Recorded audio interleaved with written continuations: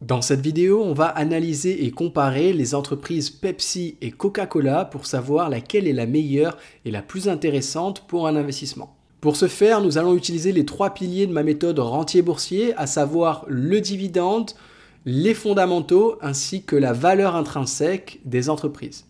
Avant d'aller se plonger directement dans les chiffres, je pense que c'est intéressant de regarder le portefeuille de marques que possède chacune des entreprises, et notamment sur les marques les plus grosses. On peut voir niveau haut qu'ils ont Ciel et Dasani chez Coca-Cola.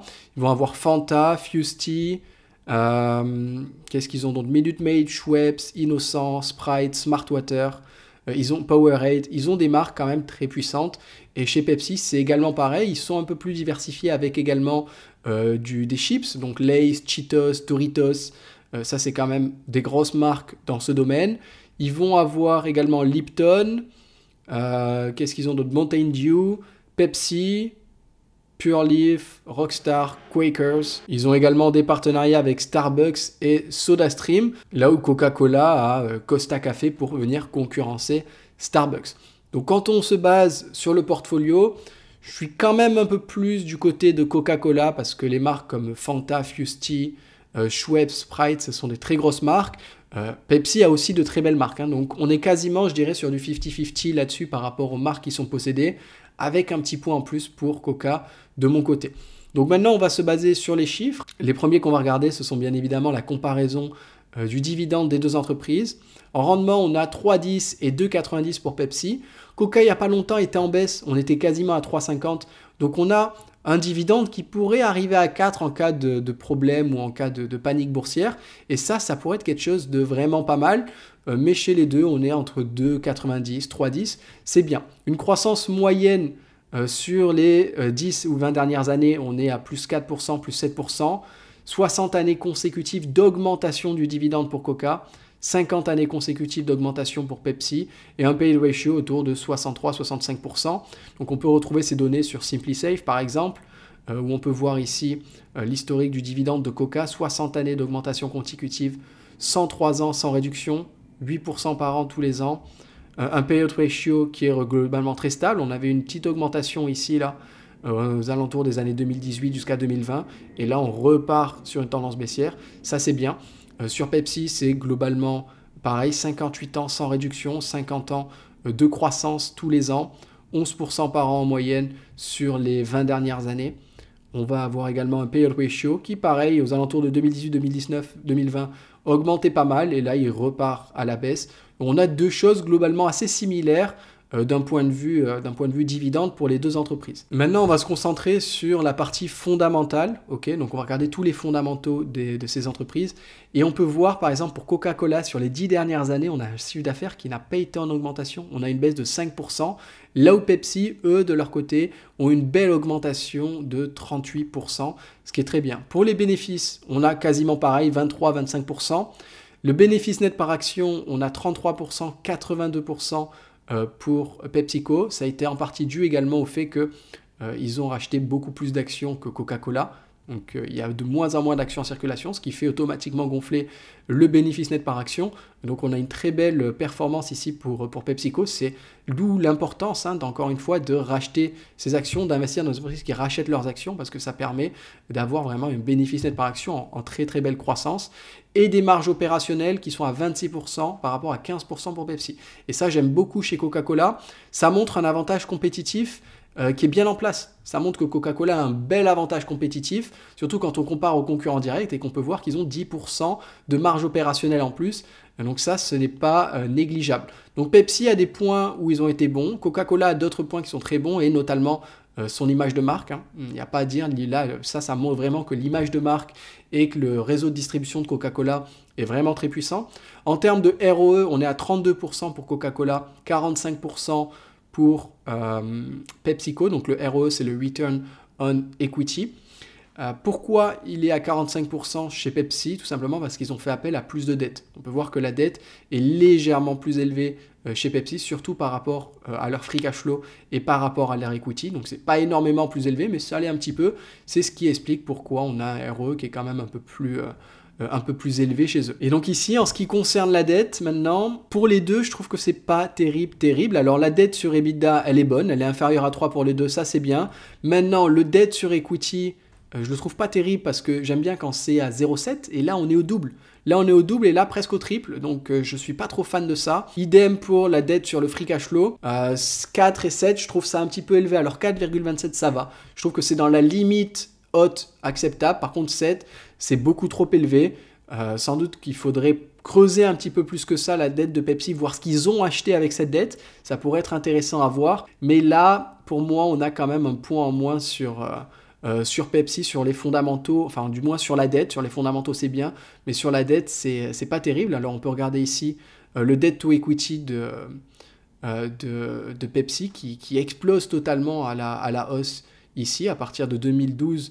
Boum, on explose, on redescend, on remonte. On peut regarder également l'évolution de la dette ici par rapport au capital qui a bien augmenté. La dette par rapport à l'EBITDA depuis 2006 qui augmente bien également. Alors, on peut imaginer aussi que c'est parce qu'on a été sur une période de taux d'intérêt très faible, donc ils se sont beaucoup endettés pour développer leur image de marque. Mais on peut voir par exemple ici que Coca-Cola, on n'est plus sur une baisse là depuis 2017. On a la dette sur l'equity qui baisse vraiment de façon très intéressante. Ok, ça c'est un bon point. La dette également sur le capital qui baisse tranquillement, sur l'EBITDA qui baisse également. Et donc ça, on est quand même sur quelque chose qui est très intéressant. On peut voir que la dette long terme globalement depuis 2017, elle est en baisse. Ça c'est très bien. Et ensuite, les assets, donc les actifs, sont en très belle augmentation. Et ça c'est bien. Et que depuis 2014, ça augmente un peu moins vite, mais également la dette depuis 2017 baisse, donc ça c'est très bien. On peut regarder pareil pour Pepsi. La dette long terme, elle n'est pas forcément en baisse, elle continue d'augmenter, là où les assets, donc les actifs, continuent également d'augmenter. Donc à voir comment ça va se passer pour le futur. Je pense qu'il faut un gros pari avec le futur sur Pepsi. On va voir ce que ça va donner. Maintenant, il faut regarder la valeur intrinsèque. Pour les deux entreprises, il n'y a pas trop de surprises. On est largement surévalué.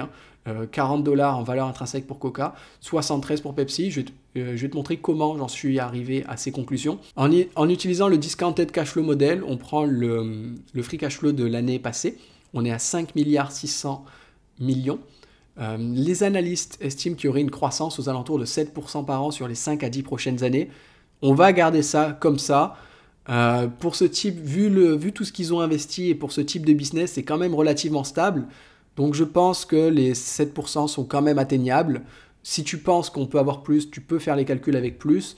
Moi, je préfère prendre 7. J'aurais à la limite même pris 6 pour être encore plus safe. On a un discount rate, donc le coût du capital qui est à 8,1%. Ce sera le même chez Coca. Et donc là, en remplissant tout ça, on tombe sur 73 $ de valeur intrinsèque, ce qui est 60% surévalué parce qu'on est actuellement à 169 $ la cotation en bourse. Donc on va voir. Probablement que la cotation va autant exploser parce qu'ils estiment qu'on va avoir beaucoup plus de développement sur les prochaines années. Pepsi s'est aussi beaucoup endetté sur les années qui sont passées. Donc on peut imaginer un plan de réduction de dette massive dans les prochaines années. Et ce ne serait pas délirant de voir la dette divisée par 2. Donc on pourrait la mettre par exemple à 25 milliards. Et là, on monterait directement à 83. Les actions en circulation qui continuent de baisser. Donc on pourrait au bout de 10 ans les avoir bien diminuées et passer par exemple à 1 milliard d'actions en circulation. Donc ça ferait augmenter le prix. Mais malgré tout ça, tu peux voir qu'on reste quand même bien surévalué. Alors que du côté de Coca, on est surévalué aussi d'environ 30%. Mais ça l'est quand même un peu moins. On a une croissance estimée aux alentours de 5% sur les prochaines années. Et on a notre dette qui est pareil à 39 milliards, sauf que la dette ici, elle baisse année après année. Donc on peut imaginer qu'on soit aux alentours de 25 milliards ou 30 milliards sur les prochaines années. C'est quelque chose qui pourrait continuer de faire monter, on va dire, la valeur intrinsèque. Mais bien évidemment, on calcule, nous, avec ce qu'on a aujourd'hui. Et même avec des actions en circulation qui baissent, hop, on tombe sur quelque chose aux alentours de 40-45 $. Donc on reste quand même bien surévalué avec un cours qui cote à 58 $ à l'heure actuelle. Comme tu l'as pu le voir avec les fondamentaux et la valeur intrinsèque, je trouve que c'est pas forcément intéressant de rentrer sur Pepsi ou sur Coca à l'heure actuelle. Je mets un petit plus à Coca par rapport à son portefeuille et à la gestion de sa dette, parce que Pepsi, je trouve qu'on est quand même arrivé à des niveaux très élevés. Après, on va voir comment ça va évoluer dans les prochaines années. On a un dividende des deux côtés qui est très safe, qui est vraiment ancré dans la politique avec plus de 50 années d'augmentation consécutive. Donc ça, c'est très rassurant pour ceux qui veulent des revenus passifs. Maintenant, je trouve que le dividende ne justifie pas la surévaluation. Là, on est vraiment sur des niveaux bien trop élevés. Je pense que Pepsi est surévalué à ce point parce qu'ils estiment que les bénéfices vont pouvoir vraiment augmenter dans le futur. Mais je doute que ce soit au point où le marché a anticipé. Et je trouve que là, on est vraiment trop dans un extrême et que c'est beaucoup trop cher. Donc, pour les deux entreprises, aujourd'hui, on est trop cher. Je pense que tu as plus de chances d'avoir une opportunité d'achat sur Coca-Cola quand ça tombe aux alentours de 40-45 dollars que sur Pepsi pour qu'ils baissent autant. Donc, pour le moment, je trouve qu'il vaut mieux s'abstenir d'investir dans ces entreprises, même si elles sont très belles. Je ne vois pas comment tu peux battre le marché sur le long terme avec des entreprises aussi surévaluées, même, encore une fois, je le répète, même si elles sont très belles. Peut-être que sur 2-3 ans, tu pourras avoir une belle performance avec, mais c'est voué à vraiment ralentir.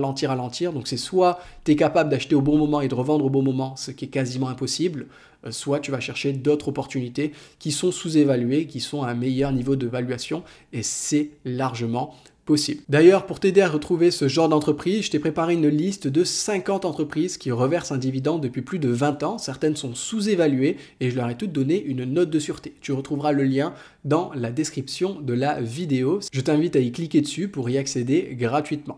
C'est tout pour cette vidéo. Pense à lâcher un pouce bleu si elle t'a plu. Abonne-toi en activant la petite cloche pour ne rien rater des prochaines analyses. Et dis-moi en commentaire si tu as du Pepsi ou du Coca dans ton portefeuille ou si tu comptes en acheter dans les prochaines semaines, dans les prochains mois. Je te souhaite une agréable journée. À très vite. Ciao, ciao.